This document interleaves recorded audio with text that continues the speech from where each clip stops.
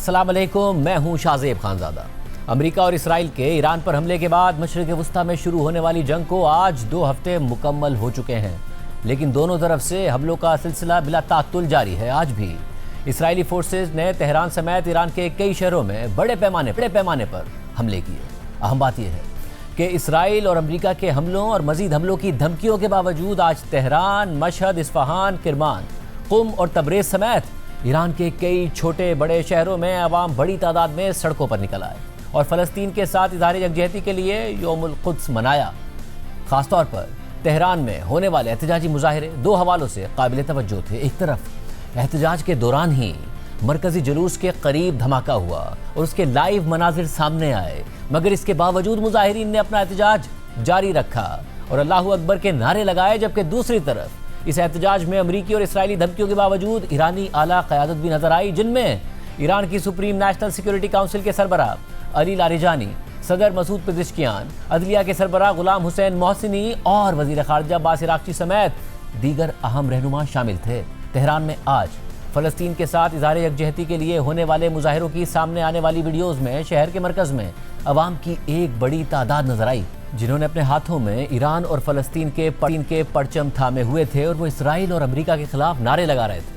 اسی دوران ایک ویڈیو میں احتجاجی ریلی کے ہی قریب ایک عمارت میں ایک بڑا دھماکہ ہوتا ہے اور آگ کے شعلے بلند ہونے کے بعد گہرا دھواں نظر آتا ہے، مگر اس دوران مظاہرین احتجاج جاری رکھتے ہیں، اللہ اکبر کے نعرے لگاتے ہیں۔ تہران میں اس دھماکے کے علاوہ بھی آج کئی حملے ہوئے ہیں، جبکہ الجزیرہ کے مطابق مظاہرے کے دوران تہران کے فردوسی چوک کے قریب ہونے والے دھماکے کی وجہ فوری طور پر معلوم نہیں ہو سکی ہے، لیکن یہ حملہ اسرائیل کی جانب سے اس علاقے کو خالی کرانے کی دھمکی کے فوراً بعد ہوا تھا اور ایران کے سرکاری میڈیا کے مطابق دھماکے کے بعد ایک خاتون شیل کے ٹکڑے لگنے سے شہید ہو گئی ہے، مگر اسرائیلی حملے کے باوجود احتجاجی مظاہرہ جاری رہا اور مظاہرین نعرے لگاتے ہوئے آگے بڑھے۔ ایران کے کئی شہروں میں جمعے کی نماز کے بعد ایک ساتھ شروع ہونے والے ان مظاہروں کی اہم بات یہ بھی تھی کہ آج ایرانی دارالحکومت تہران میں ایران کی اعلیٰ قیادت بھی آج مظاہرین کے ساتھ شریک دکھائی دی اور مظاہروں کے دوران سامنے آنے والے مناظر میں ایران کی سپریم سیکیورٹی کونسل کے سربراہ علی لاریجانی، ایران کے صدر مسعود پزشکیان،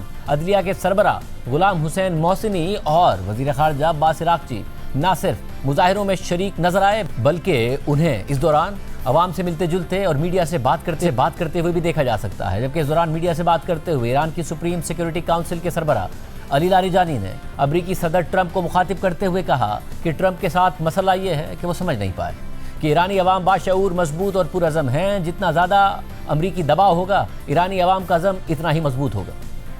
ترامپ مشکلش اینه که عقلش نمیرسه که ملت ایران ملت رشیدن، ملت قوی‌ان، ملت با اراده‌ان، هرچی اون فشار بیاره اراده ملت قوی‌تر میشه۔ اس کے علاوہ علی لاریجانی نے مظاہروں کے دوران اسرائیلی حملوں سے متعلق کہا کہ یہ حملے اسرائیل کی کمزوری اور الجھن کو ظاہر کرتے ہیں۔ ساری صورتحال میں امریکہ اور اسرائیل کی جانب سے جان کی دھمکیوں کے باوجود ایران کے نئے سپریم لیڈر مجتبی خامنائی، جن کے بارے میں خبریں ہیں کہ وہ امریکہ اور اسرائیل کے حملوں کے دوران زخمی ہو گئے ہیں، ان کے علاوہ ایران کی باقی تمام اہم قیادت ایرانی عوام کے ساتھ تہران کی سڑکوں پر نظر آئی، جبکہ آج امریکہ کے وزیر جنگ پیٹ ہیگسیٹ نے ایک پریس بریفنگ کے دوران کہا کہ ایران کی قیادت گھبرائی ہوئی ہے اور وہ خوف کے مارے چھپے ہوئے ہیں اور ہمیں معلوم ہے کہ ان کے نئے نام نہاد سپریم لیڈر زخمی ہیں اور غالباً ان کا چہرہ بگڑ چکا ہے۔ انہوں نے کل ایک بیان جاری کیا ہے جو دراصل ایک کمزور بیان تھا، جس میں نہ آواز تھی اور نہ ہی ویڈیو تھی، یہ صرف ایک تحریری بیان تھا۔ Iran's leadership is in no better shape. Desperate and hiding, they've gone underground, cowering. That's what rats do. We know the new so-called not-so-supreme leader is wounded and likely disfigured. He put out a statement yesterday, a weak one, actually, but there was no voice and there was no video. It was a written statement. He called for unity. Apparently killing tens of thousands of protesters is his kind of unity. Iran has plenty of cameras and plenty of voice recorders. Why a written statement? I think you know why. His father, dead. He's scared, he's injured, he's on the run, and he lacks legitimacy. It's a mess for them. Who's in charge? Iran may not even know. With every passing hour, we know, and we know they know, that the military capabilities of their evil regime are crumbling. They can barely communicate, let alone coordinate. They're confused, and we know it. Our response? We will keep pressing. We will keep pushing, keep advancing, no quarter, no mercy for our enemies. اس ساری صورتحال میں ایران نے آج بھی اسرائیل سمیت خطے بھر میں اپنے حملوں کا سلسلہ جاری رکھا ہے اور آج بھی متحدہ عرب امارات، سعودی عرب اور عمان میں حملے رپورٹ ہوئے ہیں۔ سعودی وزارت دفاع نے بتایا ہے کہ آج انہوں نے ایران کی جانب سے داغے گئے 56 ڈرونز کو انٹرسیپٹ کیا ہے، جبکہ عمان کے ایک صوبے میں انٹرسیپٹ کیے گئے ایک ڈرون کا ملبہ گرنے سے وہاں کام کرنے والے 2 غیر ملکی شہری مارے گئے ہیں۔ اس کے علاوہ متحدہ عرب امارات نے بھی آج کئی ایرانی ڈرونز اور میزائلز کو انٹرسیپٹ کرنے کا دعویٰ کیا ہے، مگر حکام کے مطابق آج صبح دبئی کے فائنینشل ڈسٹرکٹ میں ایک انٹرسیپٹ کیے گئے میزائل کا ملبہ ایک عمارت پر گرا ہے۔ اس کے علاوہ کل دبئی کی ایک رہائشی عمارت پر ہونے والے ڈرون حملے کے بعد وہاں لگنے والی آگ کی ویڈیو بھی سامنے آئی، جس میں ایک انتہائی بلند عمارت کی بالائی منزل میں دھماکے کے بعد لگنے والی بڑی آگ دیکھی جا سکتی ہے۔ اس ساری صورتحال میں آج ترکی کی وزارت دفاع نے کہا ہے کہ مشرقی بحیرہ روم میں تعینات نیٹو کے فضائی دفاعی نظام نے ایران کی جانب سے ترک فضائی حدود کی طرف داغا گیا ایک اور بیلسٹک میزائل تباہ کر دیا ہے۔ ترک وزارت دفاع نے مزید کہا ہے کہ اس واقعے کے تمام پہلوؤں کو واضح کرنے کے لیے ایران سے رابطہ کیا جا رہا ہے۔ واضح رہے کہ ایران کے خلاف جنگ شروع ہونے کے بعد ایران کی جانب سے ترکی کی طرف داغا گیا یہ تیسرا میزائل ہے اور یہ تینوں میزائل نیٹو کے فضائی دفاعی نظام نے انٹرسیپٹ کیے ہیں، تاہم ایران ان حملوں سے انکار کرتا ہے۔ اس کے علاوہ آج شمالی عراق کے علاقے مخمور میں ایک فوجی اڈے پر ڈرون حملے میں ایک فرانسیسی فوجی افسر مارا گیا ہے، جبکہ 6 فرانسیسی فوجی اس حملے میں زخمی ہو گئے ہیں۔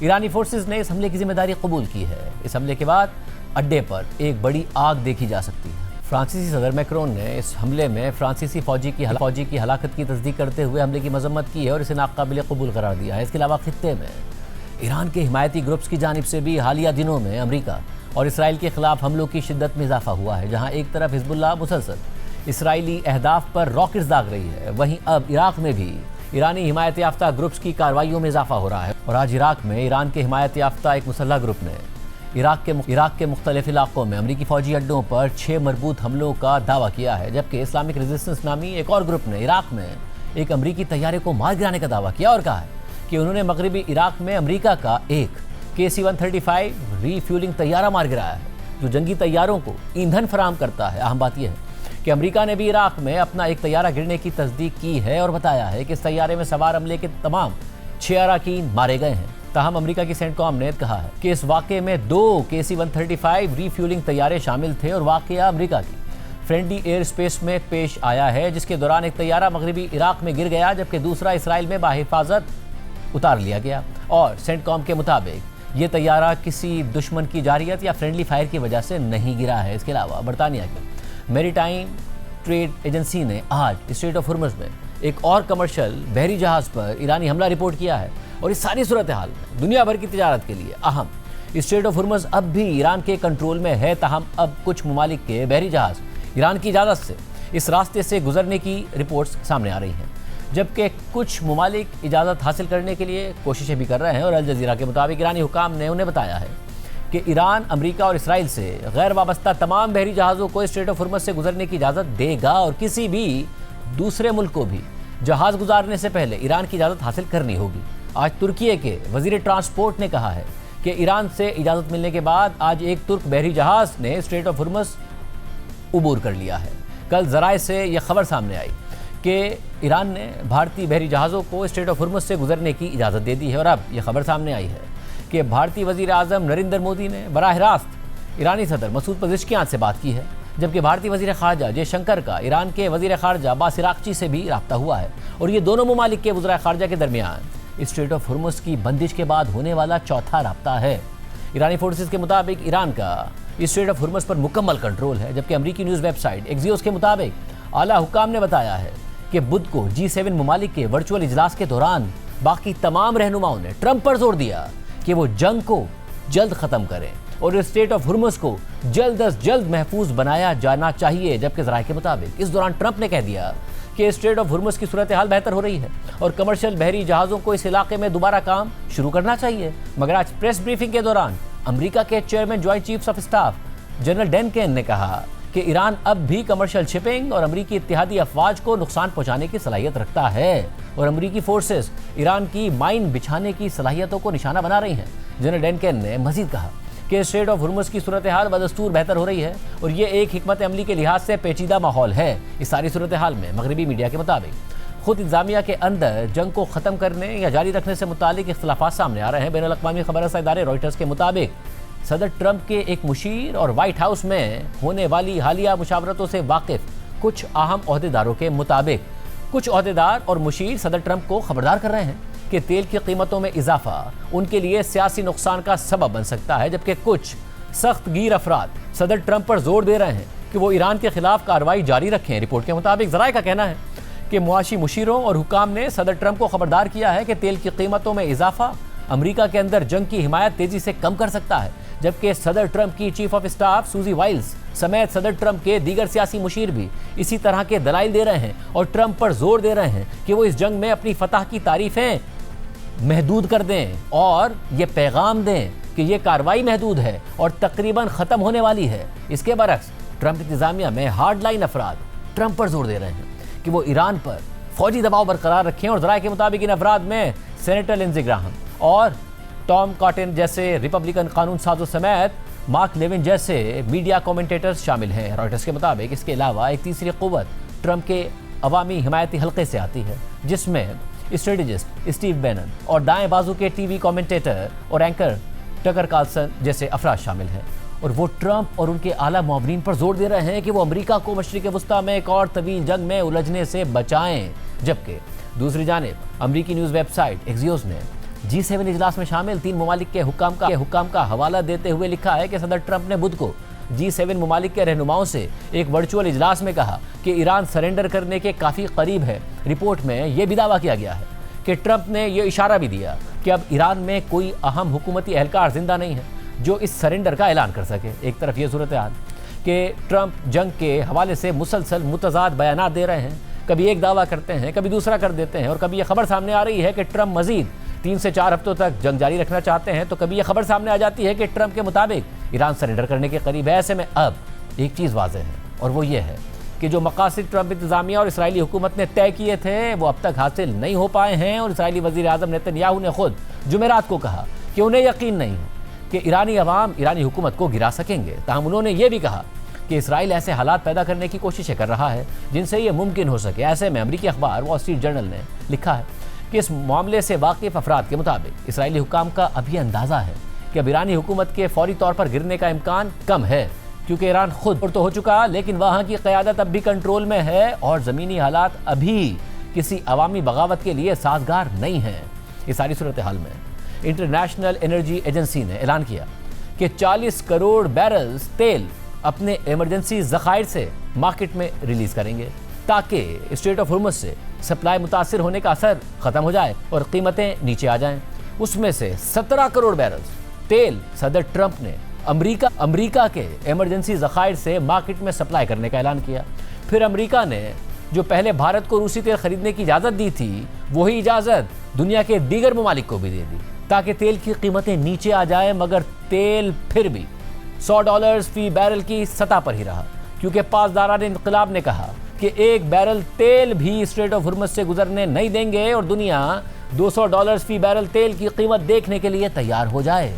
ٹرمپ نے اس سے پہلے اسٹریٹ آف ہرمز پر ملٹری اسکارٹ دینے کی بھی بات کی تھی تاکہ تیل کے جہاز وہاں سے گزر سکیں، مگر کوئی کمپنی اپنا جہاز بھیجنے کے لیے تیار نہ ہوئی۔ پھر ٹرمپ نے $20 ارب کی انشورنس کا اعلان بھی کر دیا، مگر اس کے باوجود بھی بڑی کمپنیوں نے اسٹریٹ آف ہرمز سے اپنے جہاز گزارنے سے انکار کر دیا۔ جبکہ فائنینشل ٹائمز کے مطابق تیل کی قیمتیں بڑھنے کی وجہ سے روسی حکومت کو ایران جنگ کے بعد اب تک تقریباً $1.9 ارب تک ٹیکس کی مد میں فائدہ ہو چکا ہے، کیونکہ روزانہ روس کو $15 کروڑ کا فائدہ ہو رہا ہے، جبکہ ایران بھی جنگ کے بعد پہلے کے مقابلے میں زیادہ تیل بیچ رہا ہے اور زیادہ تر تیل چین کو بیچ کر زیادہ منافع کما رہا ہے۔ یعنی جنگ صدر ٹرمپ نے کی ایران کے خلاف اور ایران اپنا تیل بیچنے میں کامیاب ہو رہا ہے، اور امریکہ کے اتحادی عرب اتحادی اپنا تیل نہیں بیچ پا رہے ہیں۔ قطر کے LNG پلانٹس بند ہو گئے ہیں، عراق نے اپنی جو اس وقت پروڈکشن ہے وہ تقریباً کم کرنے کے بعد بند کر دی ہے۔ اس وقت دیگر ممالک کا بھی یہی حال نظر آ رہا ہے، روس کو فائدہ ہو رہا ہے، چین کو تیل مل رہا ہے۔ اس ساری صورتحال میں پاکستان کیا کرے گا؟ کل وزیر اعظم شہباز شریف اور فیلڈ مارشل عاصم منیر سعودی عرب گئے، سعودی کراؤن پرنس محمد بن سلمان سے ملاقات کی، اور آج پروگرام نیا پاکستان میں میزبان شہزاد اقبال سے بات کرتے ہوئے وزیر اعظم کے سیاسی مشیر رانا ثناء اللہ نے کہا کہ ہم اس بات سے کبھی پیچھے نہیں ہٹ سکتے کہ ہمارا سعودی عرب کے ساتھ دفاعی معاہدہ ہے اور ہم اس کے پابند ہیں، لیکن ایسا وقت اسرائیل کے خلاف آئے تو ہمیں زیادہ خوشی ہوگی نہ کہ کسی اسلامی ملک کے خلاف آئے۔ ایک مسلمہ حقیقت ہے اور اس سے ہم کبھی پیچھے نہیں ہٹ سکتے کہ ہم سعودی عرب کے ساتھ ایک ڈیفینس ایگریمنٹ میں ہیں اور وہ سوورن گارنٹی ہے اور اس کے ہم پابند ہیں. اس کی پابندی میں کوئی دوسری رائے نہیں ہو سکتی. لیکن میں سمجھتا ہوں کہ وہ وقت کسی اور کے خلاف آئے, اسرائیل کے خلاف آئے تو ہمیں بڑی خوشی ہوگی, لیکن کسی مسلمان ملک کے خلاف آئے تو وہ ہمارے لیے بڑی بدقسمتی ہوگی. اچھا معاملہ یہ ہماری پوری کوشش ہے اور امید ہے شہباز شریف صاحب وزیر اعظم کے کل کے سعودی عرب کے دورے اور اس سے پہلے پریزیڈنٹ ایران سے ہونے والی بات کے بعد جو ہے وہ کافی سیٹسفیکشن ہے کہ ایسا نہیں ہوگا. اب تک اس معاہدے کے تحت کیا سعودی عرب نے پاکستان سے اس خواہش کا اظہار کیا ہے کہ آپ ہمارے دفاع میں اب ہمارا ساتھ دیں؟ خواہش کا اظہار کرنے کی ضرورت ہی نہیں ہے. یعنی جب آپ ایک ایگریمنٹ میں ہیں اور سوورن گارنٹی ہے تو اس میں خواہش کا اظہار کرنے والی کون سی بات ہے؟ آگے معاملات کیسے بڑھیں گے, پاکستان کا کیا کردار ہو سکتا ہے؟ ہمارے ساتھ موجود ہیں امریکہ میں پاکستان کے سابق سفیر حسین حقانی صاحب. حقانی صاحب بہت شکریہ شو میں جوائن کرنے کے لیے. حقانی صاحب, ظاہر ہے جنگ جاری ہے, اس جنگ کے حوالے سے بھی ہم بات کریں گے. پاکستان بہت ایک ایسی پوزیشن میں ہے جس میں پاکستان کے آرمی چیف, پاکستان کے وزیر اعظم سعودی عرب بھی گئے, ان کی کراؤن پرنس سے ملاقات بھی ہوئی. پاکستان یہ بھی کہہ رہا ہے کہ جی ہمارا دفاعی معاہدہ ہے, ہم نہیں چاہتے کہ کسی اسلامی ملک کے خلاف یہ معاہدہ استعمال ہو, مگر بہرحال ہمارا معاہدہ ہے اور ہم نہیں چاہتے ایسی نوبت آئے, ہم چاہتے ہیں کہ جنگ جلدی ختم ہو جائے. جس پوزیشن میں پاکستان ہے, آپ کو کیا امکانات نظر آ رہے ہیں پاکستان کے لیے؟ پاکستان کو ایران کو یہ قائل کرنا پڑے گا کہ وہ عرب ممالک پہ حملے بند کرے. اگر پاکستان ایران پر اثر انداز نہ ہو سکا تو پھر پاکستان کو عرب ممالک سے بالخصوص سعودی عربیہ سے اپنے وعدے پورے کرنے پڑیں گے اور وہ پاکستان کے لیے بڑا مشکل مقام ہوگا. تو بہتر تو یہی ہے کہ پاکستان کی ساری سفارتی کوششیں اور دیگر کوششیں بھی کہ جن کے ذریعے وہ ایران کو یہ باور کرا سکے کہ پاکستان کے ساتھ بے وجہ ایران کو کسی قسم کا ایک منفی تعلق بنانے کی کوئی ضرورت نہیں ہے. انہیں چاہیے کہ وہ عرب ممالک کے خلاف اپنی کارروائیاں بند کر دیں. اور ایک ایسی صورت میں جس میں اب یہ نظر آ رہا ہے کہ عرب ممالک نے بھی کہا اور ابھی تک عرب ممالک نے ریٹیلیٹ نہیں کیا ہے, اس کے باوجود ایران نے کارروائیاں نہیں روکی, آج بھی زیادہ ہوئی سعودی عرب میں بھی, متحدہ عرب امارات میں بھی. آپ کو لگتا ہے پاکستان کے پاس اتنا انفلوئنس ہے کہ وہ ایران کو سمجھا سکے یا منا سکے؟ یہ تو وقت بتائے گا کہ پاکستان کے پاس اتنا انفلوئنس ہے یا نہیں. جو ایران کی حکمت عملی مجھے نظر آ رہی ہے وہ یہ ہے کہ وہ پوری دنیا کو اس جنگ میں گھسیٹنا چاہتے ہیں تاکہ پھر باقی ساری دنیا امریکہ اور اسرائیل کا ہاتھ روک سکے.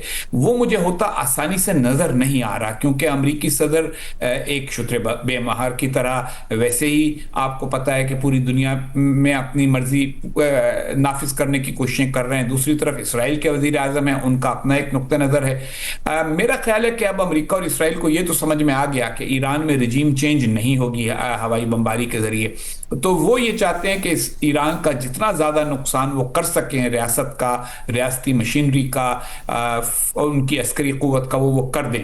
دوسری طرف ایران کی خواہش یہ ہے کہ عالمی معیشت کو اتنا بڑا دھچکا ایران پہنچا دے کہ اس کے نتیجے میں سب یہ کہیں کہ ایران کے ساتھ مستقبل میں لڑائی مول لینا ہمارے مفاد میں نہیں ہے.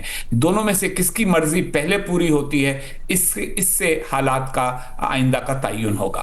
اور حقانی صاحب, جیسا کہ ایران کا جیسا کہ آپ نے کہا کہ نظر آ رہا ہے کہ وہ چاہتے ہیں کہ جب دنیا ہو جس طریقے سے وہ مشرق وسطیٰ پہ کے ممالک پر حملے بھی کر رہے ہیں تاکہ وہ مجبور ہو امریکہ اور اسرائیل جنگ ختم کرنے کے لیے, بٹ کیا یہ امکان بھی نظر آتا ہے کہ کہیں نہ کہیں صدر ٹرمپ اور اسرائیلی وزیر اعظم نیتن یاہو کی حکمت عملی کا حصہ تھا یہ کہ ایران اگر عرب ممالک پر حملے کرے گا, عرب ممالک رسپونڈ کریں گے اور پھر پورا خطہ جنگ میں چلا جائے گا, مگر عرب ممالک نے رسپونڈ نہیں کیا, ان کی حکمت عملی کے تحت بھی؟ میرا یہ خیال ہے کہ ان کی حکمت عملی تو ایسی نہیں تھی, کیونکہ اگر ہوتی تو ہمیں کچھ نہ کچھ ہوتا نظر آتا زمین پہ, اور ایسا کوئی معاملہ نظر نہیں آیا. نہ امریکہ کی نہ اسرائیل کی جانب سے عرب ممالک کے لیے کو پہلے سے پیش بندی کی گئی, نہ ان کو تنبیہ کی گئی. مگر اگر ایسا ہوتا رہا اور ایران یہ کرتا رہا تو نتیجہ یہ ضرور ہو سکتا ہے, کیونکہ دیکھیے اب تک تو عرب ممالک نے بہت زیادہ ریسٹرینٹ کا مظاہرہ کیا ہے, بہت زیادہ صبر کا مظاہرہ کیا ہے, لیکن کوئی کب تک برداشت کرے گا؟ ان سب ممالک کے پاس عسکری قوت ہے, ان سب کے پاس فضائی ہتھیار موجود ہیں, فضائیہ موجود ہے, ان کے اپنے پاس میزائل موجود ہیں. دوسری طرف انہوں نے اب تک امریکہ اور امریکہ کو خاص طور پہ روک رکھا ہے کہ وہ ان بیسز کو استعمال نہ کرے جو इन मुल्कों में मौजूद हैं, और जिसकी वजह से अमेरिका को एयरक्राफ्ट कैरियर से अपने जहाज़ उड़ाने पड़ रहे हैं और इसराइल से इतनी दूर से जहाज़ भेजने पड़ रहे हैं। इसी वजह से आपको याद होगा फ़ज़ा में तेल भरने वाला जो जहाज़ों के लिए तैयारा था वो कल गिरा इराक के ऊपर, क्योंकि वो तैयारे इतनी दूर से आते हैं कि उनमें तेल भरना पड़ता है फ़ज़ा में, वरना उनके अंदर तेल ख़त्म हो जाए। तो ये मुश्किलात उनकी जो हैं वो ख़त्म हो जाएंगी अगर अरब ममालिक इस जंग में शरीक हो गए। लेकिन अरब ममालिक की जानिब से इस्लामी बरादरी और ईरान को तबाह ना करना और ईरान के अवाम को नुकसान ना पहुंचाना, ये एक हदफ ज़रूर है। और पाकिस्तान में मुझे पता है कि बहुत सारे लोग मुतशद्दिद जज्बात का इजहार कर रहे हैं और बाज़ लोग तनकीद कर रहे हैं अरब ममालिक के ऊपर, लेकिन अरब ममालिक जिन पर हमला हो रहा है वो हमला आवर पर हमला नहीं कर रहे। ये मेरा ख्याल है कि उनका एक मस्बत इक़दाम है। मतलब, और अगर वो रिस्पॉन्ड करते हैं तो ये किसी एक के हारने की सूरत में इसका नतीजा निकलेगा या एक म्यूचुअल डिस्ट्रक्शन हो सकती है? क्योंकि दोनों ही, ईरान के भी जो है वो असासे ज़्यादातर और जो एक्सपोर्ट या मईशत है वो चलती है तेल पर। खर्क में सबसे ज़्यादा एक ही अगर जगह पर ईरान को टारगेट किया जाए तो शहरग है, अगर खर्क को टारगेट किया जाए उनकी 90% जो तेल की बरामदात हैं वो वहाँ से होती हैं, और अरब ममालिक का भी सारा इन्हिसार तकरीबन तेल पर है। तो दोनों ही एक दूसरे की तेल की तनसीबात को तबाह कर सकते हैं। तेल की तनसीबात को तबाह करना इतना आसान नहीं होता, उसका नतीजा इतना ख़राब होता है कि वो इतनी आसानी से होता नहीं। वरना आपको याद होगा सद्दाम हुसैन साहब ने धमकी दी थी कि वो कुवैत की और अपनी दोनों की तनसीबात को आग लगा देंगे, और कुछ को उन्होंने आग लगाई भी थी, लेकिन इतना आसान ये होगा नहीं।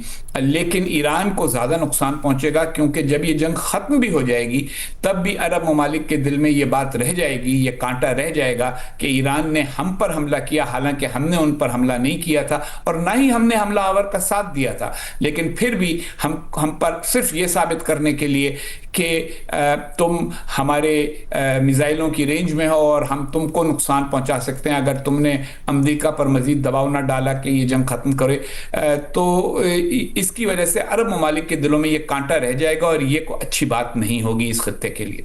और अब जबकि कभी सदर ट्रंप कहते हैं कि 3 से 4 हफ्ते चल सकती है जंग, कभी वो ये कहते हैं कि जंग ख़त्म होने वाली है, इन बयानात से क्या ये जाहिर होता है कि कोई कैलकुलेशन की नहीं थी? सदर ट्रंप को ये लगा कि खामनाई को टारगेट किया जाएगा, लोग सड़क पर आएंगे, रिजीम बिखर जाएगा, मिसकैलकुलेशन हो गई? मेरा ये ख्याल है कि मिसकैलकुलेशन के ऊपर अभी काफ़ी अरसे तक बात चलेगी। फिलहाल तो आप उनके बयानात को सुना करें और हर रोज़ के बयान को रिपोर्ट कर दिया करें। उनके बयानात काफ़ी बदलते रहते हैं और मज़ीद भी बदलते रहेंगे, लेकिन ये बात अपनी जगह है कि ये जंग किसी मखसूस स्ट्रेटजी के साथ नहीं लड़ी गई और बहुत सारे इक़दामात कर लिए गए जबकि उनके नताइज पर गौर नहीं किया गया। और हकाई साहब, इसका फिर मुमकिना एंड क्या नज़र आता है जंग का? आखिर में तो देखिए, जंग बंद होनी पड़ेगी। ईरान अपनी तबाही नहीं चाहता, अमेरिका और इसराइल ये नहीं चाहते कि पूरे खत्ते में आग लग जाए और उसके नतीजे में आलमी मईशत बिल्कुल तबाही के किनारे पर पहुंच जाए। तेल की कीमतें बढ़ने से पूरी दुनिया की मईशत मुतासिर होती है। आप अमेरिकी स्टॉक मार्केट का हाल देख रहे हैं, दूसरे ममालिक के ऊपर इसका असर देख रहे हैं। भारत, चीन, जापान, ये 3 बड़े ममालिक ऐसे हैं कि जो मुकम्मल तौर पर मशरिक़ वस्ता के तेल पर इन्हिसार करते हैं। इनके लिए, सबके लिए मुश्किलात पैदा होने वाली हैं। इनकी मईशतें अगर तबाह हुई तो दूसरे मुल्कों की मईशतों पर भी उसका असर पड़ेगा। इसलिए मेरा ये ख्याल है कि बिलाखिर किसी न किसी मरहले पर दोनों में से कोई अपनी कामयाबी का ऐलान करके मामलात को हल करने की कोशिश करेगा। ज़्यादा इम्कान यही है कि ईरान किसी मरहले के ऊपर ये पैगाम देगा कि हमने ये साबित कर दिया कि तुम हमारी हुकूमत बदल नहीं सकते, अब बताओ क्या हमसे बातचीत करने को तैयार हो। और सदर ट्रंप उसको कहेंगे कि ये ईरान ने सरेंडर कर दिया है और मैं इसके ऊपर इसी बुनियाद पर उनसे बात करने को तैयार हूँ और जंग बंद कर रहा हूँ। नेतन्याहू ऐसा नहीं चाहते, वो ईरानी हुकूमत की और ईरान की अस्करी सलाहियतों की मुकम्मल तबाही चाहते हैं। वो अपना हदफ हासिल कर सकेंगे या नहीं, मुझे इसका कोई यकीन नहीं है। बहुत शुक्रिया। प्रोग्राम में आगे बढ़ते हैं। अमेरिका और इसराइल की जानिब से हमले के बाद ईरान खलीजी ममालिक में अमरीकी तनसीबात पर मुसलसल हमले कर रहा है और इस हवाले से खबरें सामने आ रही हैं कि रूस और चीन जंग के मैदान में ईरान को टेक्नोलॉजी फराहम कर रहे हैं। CNN ने मगरबी इंटेलिजेंस के एक जरिए के हवाले से दावा किया है कि रूस यूक्रेन की जंग में हासिल होने वाली ड्रोन टैक्टिक्स के बारे में ईरान को मखसूस मशवरे दे रहा है ताकि वो मशरिक़ वस्ता में अमेरिका और खलीजी ममालिक के अहदाफ को निशाना बना सके। रिपोर्ट में कहा गया है कि शाहिद ड्रोन जो ईरान ने डिज़ाइन किए थे और यूक्रेन के लिए रूस को सप्लाई भी किए थे, और फिर रूस ने बड़ी तादाद में खुद भी ये ड्रोन्स तैयार कर लिए थे, और ये ड्रोन्स खलीजी ममालिक के फ़िज़ाई दिफाई निज़ाम को अबूर करने में गैर मुतवक्के तौर पर कामयाब रहे हैं। रूस की तरफ से ईरान के साथ इंटेलिजेंस मालूमात का तबादला पहले आम नौयत की मदद तक महदूद होता था, लेकिन मखसूस जंगी मशवरे देना मदद का एक नया लेवल है। एक मगरबी एहलकार ने अपना नाम जाहिर न करने की शर्त पर बताया कि जो चीज़ पहले ज़्यादा अमूमी नौयत की मदद थी वो अब ज़्यादा तशवीशनाक होती जा रही है, जिसमें बगैर पायलट के ड्रोन्स के ज़रिए हदफ बनाने की वो हिकमत अमली भी शामिल है जो रूस ने यूक्रेन में इस्तेमाल की थी। रूस ने यूक्रेन के खिलाफ शाहिद ड्रोन्स को जत्थों की सूरत में इस्तेमाल किया, जिसमें मुतादिद ड्रोन्स एक साथ परवाज करते हैं और फिजाई दिफा से बचने के लिए बार बार रास्ते बदलते रहते हैं। यूक्रेन के सदर ज़ेलेंस्की ने बुध के रोज़ एक पैगाम में कहा कि रूस ने ईरानी हुकूमत को ड्रोन फराहम करना शुरू कर दिए हैं। रूस यकीनन मिसाइलों के मामले में भी मदद करेगा और फिजाई दिफा में भी मदद दे रहा है, और अब यूक्रेन ने खलीजी खित्ते में ड्रोन रोकने के लिए माहिरीन भेजे हैं ताकि निस्बतन सस्ते शाहिद ड्रोन्स जिनकी कीमत तकरीबन $30,000 हो सकती है, उनको रोकने के बारे में महारत शेयर की जा सके। यूक्रेन ने छोटे इंटरसेप्टर ड्रोन्स भी तैयार किए हैं जिनकी कीमत तकरीबन $5,000 फी ड्रोन होती है और उन्हें तेज़ी से तैयार किया जा सकता है। CNN के मुताबिक मगरबी एहलकार ने यह भी बताया कि ईरान के लिए चीन की हिमायत तशवीशनाक है, ताहम एहलकार ने इसकी मज़ीद तफसीलात फराहम करने से इनकार कर दिया। दूसरी जानिब एक सवाल ये भी उठ रहा है कि क्या ईरान इस जंग में चीन के इंतहाई एक्यूरेट सैटेलाइट नेविगेशन निज़ाम बेडो को इस्तेमाल कर रहा है। अल जज़ीरा ने इस बारे में लिखा है कि इंटेलिजेंस माहिरीन के ख्याल में चीन ने अपना सैटेलाइट नेविगेशन निज़ाम ईरान के हवाले कर दिया है। मुमकिन है कि ईरान इसराइल और मशरिक़ वस्ता में अमेरिका के फ़ौजी असासों को निशाना बनाने के लिए चीनी सैटेलाइट नेविगेशन निज़ाम इस्तेमाल कर रहा हो। फ्रांस की इंटेलिजेंस एजेंसी के साबिक सरबराह ने एक पॉडकास्ट में इम्कान जाहिर किया कि ईरान को चीन के बेडो सैटेलाइट नेविगेशन निज़ाम तक रसाई फराहम कर दी गई है, क्योंकि जून 2025 में इसराइल के साथ 12 रोज़ा जंग के बाद से ईरान की हदफ को निशाना बनाने की सलाहियत बहुत ज़्यादा एक्यूरेट हो गई है। इस जंग की एक हैरत अंगेज़ बात यह है कि ईरानी मिसाइल 8 माह पहले होने वाली जंग के मुकाबले में ज़्यादा एक्यूरेट हैं, जिससे इन मिसाइलों को गाइड करने वाले निज़ाम के बारे में बहुत से सवालात पैदा हो गए हैं। अल जज़ीरा के मुताबिक ईरान ने इसराइल और खलीजी ममालिक में अमरीकी तनसीबात की तरफ सैकड़ों बैलिस्टिक मिसाइल और ड्रोन्स दागे हैं। अगरचे इसराइल और खलीजी ममालिक ने आने वाले बहुत से मिसाइल रोक लिए, लेकिन कई मिसाइल और ड्रोन्स उनके दिफाई निज़ाम को अबूर करने में कामयाब हो गए, जिससे काफ़ी नुकसान और हलाकतें हुई।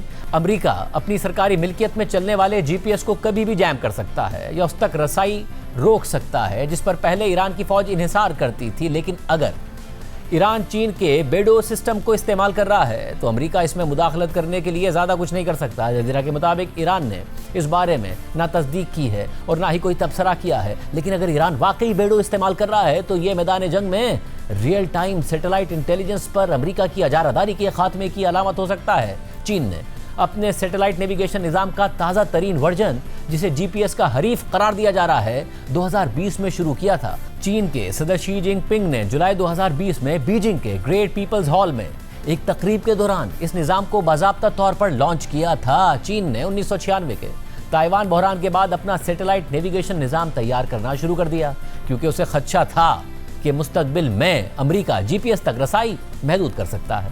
अहम बात यह है कि चीन का निज़ाम दीगर नेविगेशन सिस्टम्स के मुकाबले में कहीं ज़्यादा सैटेलाइट्स इस्तेमाल करता है। अल जज़ीरा के जमा किए गए अदाद-ओ-शुमार के मुताबिक जहां अमेरिकी निज़ाम में 24 सैटेलाइट्स डेटा फराहम करती हैं, वहां चीनी निज़ाम में 45 सैटेलाइट्स डेटा फराहम करती हैं। दीगर दो बड़े आलमी नेविगेशन सिस्टम्स रूस का ग्लोनास और यूरोपीय यूनियन का गैलीलियो है, जिनमें से हर एक के पास 24 सैटेलाइट्स हैं। एक ही वक्त में कई सैटेलाइट सिस्टम्स का इस्तेमाल एक और फ़ायदा भी देता है, यानी सिग्नल में मुदाखलत के खिलाफ मज़ाहमत।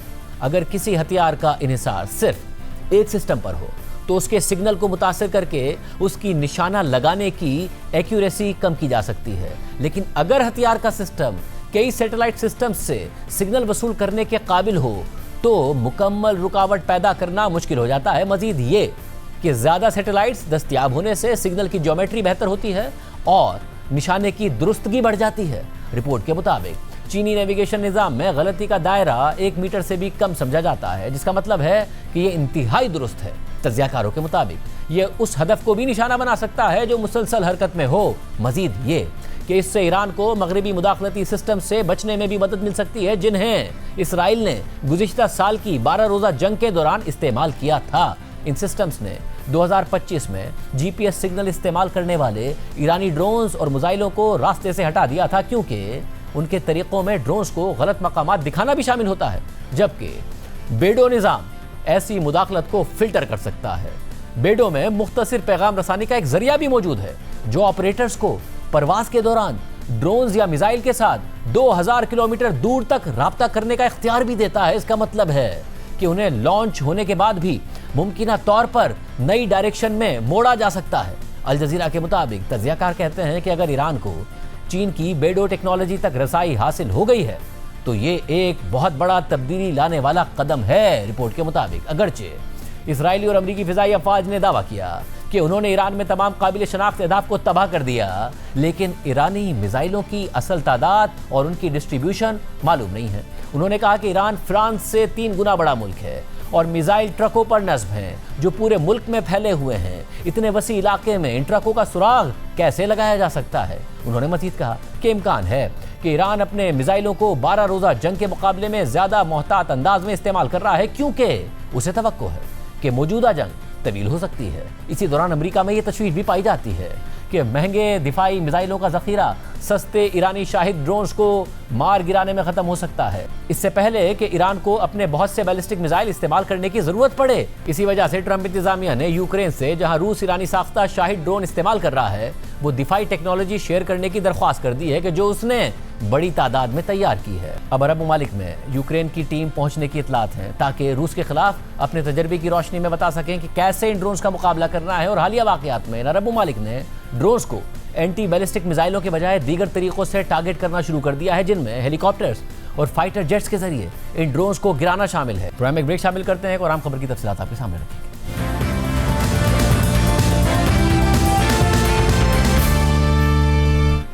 پروگرام میں دوبارہ خوش آمدید ناظرین۔ اس وقت ایران جنگ جاری ہے، تیل کی قیمتیں $100 فی بیرل سے نیچے آنے کا نام نہیں لے رہی ہیں۔ اس ساری صورتحال میں پاکستانی معیشت پر بھی اثرات پڑیں گے، جس طریقے سے ساری دنیا پر پڑیں گے۔ پیٹرول کی قیمتیں پہلے ہی بڑھ چکی ہیں، وزیر اعظم کہہ رہے ہیں کہ آئندہ ابھی ان میں فی الحال اضافہ نہیں کیا جائے گا۔ کیا اثرات ہوں گے؟ ہمارے ساتھ سابق وزیر خزانہ اور ماہر معیشت ڈاکٹر حفیظ پاشا صاحب موجود ہیں۔ ڈاکٹر صاحب بہت شکریہ ہمیں شو میں جوائن کرنے کے لیے۔ ڈاکٹر صاحب پہلے ہی معیشت نے بہت برا ٹائم دیکھا ہے اور پاکستان کے عوام نے دیکھا ہے، آپ تو لکھتے ہی رہے ہیں کہ کس طریقے سے ریکارڈ پر غربت پہنچی ہے، بے روزگاری پہنچی ہے۔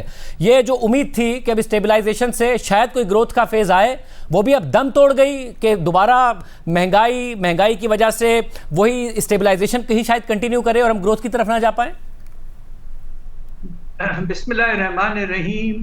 دیکھیے خدا نخواستہ ایسا ہو بھی سکتا ہے، اور ماشاءاللہ پاکستان کے معاشی حالات میں کچھ بہتری ضرور آئی تھی، اور خیال یہ تھا کہ انشاءاللہ اگلے سال ہم 4 سے 5% کا شرح نمو انشاءاللہ پہلی دفعہ بہت عرصے کے بعد حاصل کر لیں گے، مگر اب یہ واقعی بہت خطرناک سچویشن پیدا ہو گئی ہے۔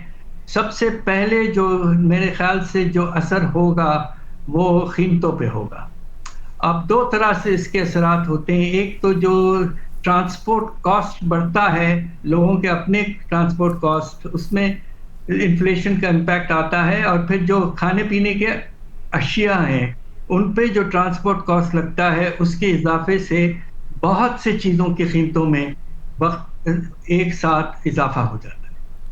ہمارا اندازہ یہ ہے، ہم نے ایسٹیمیٹ کیا ہے کہ فروری کے مہینے میں یہ 7% تھا، اب شاید یہ مارچ کے اینڈ تک ڈبل ڈیجٹ یعنی کہ 10 سے 11% تک چلے جائے گا، and this is going to be a difficult situation۔ Doctor صاحب یہ آپ کہہ رہے ہیں کہ ڈبل ڈیجٹ میں اگر مہنگائی آلریڈی چلی جائے گی تو اسٹیٹ بینک تو ظاہر ہے یہ دیکھتا ہی ہے کہ جو ہیڈ لائن انفلیشن ہے اس کا نمبر کیا ہے، اور وہ سپلائی ڈیمانڈ کی وجہ سے ہو نہ ہو، اگر سپلائی ڈائنامکس کی وجہ سے ہو تب بھی انٹرسٹ ریٹس کو اوپر رکھا جاتا ہے، تو یہ امید ختم کہ انٹرسٹ ریٹس میں کمی آئے گی، اور یہ خدشہ بڑھ گیا کہ انٹرسٹ ریٹس اب دوبارہ اپورڈ سمت میں جا سکتے ہیں۔